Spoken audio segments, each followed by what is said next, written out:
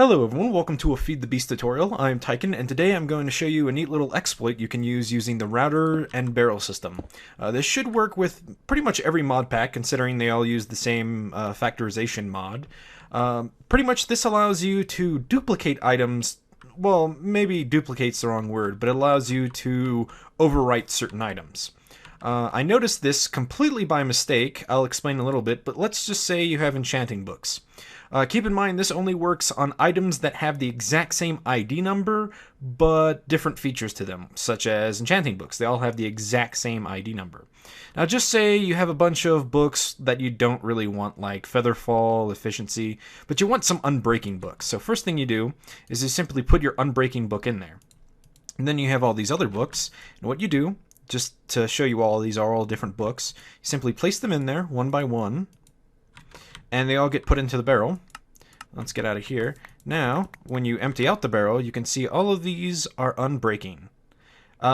It's a neat little glitch I discovered when trying to use a router to store enchanted books, and I noticed I had maybe one of every other book, but I had over 500 of like unbreaking and blast protection, and I finally realized after some testing it was because of the router simply not working properly.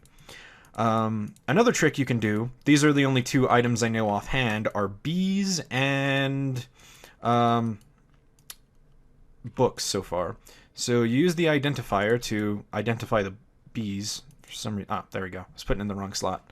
So you have your identified bee, but just say you don't want to waste a bunch of honey or anything identifying new bees later, or you just want a certain bee to begin with. For some reason it doesn't always work putting them in there once they've been identified. I have no clue why. Let me try putting it back on creative mode. There we go. Just sometimes it's weird and doesn't want to go into a barrel. Then you simply put these in the router and they get sorted off into the machine here. That one was still connected through the other router.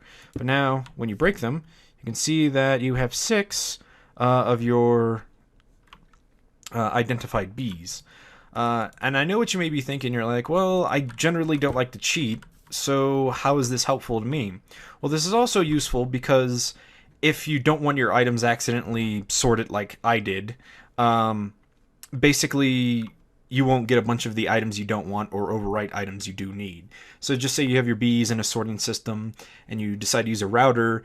That's a very bad idea. A simple way around that is to just use pipes and filters. Granted, it's a little more bulkier because you have to put the tubes in the top because the items can't go through the bottom. So basically, it does work. You just have to do it differently.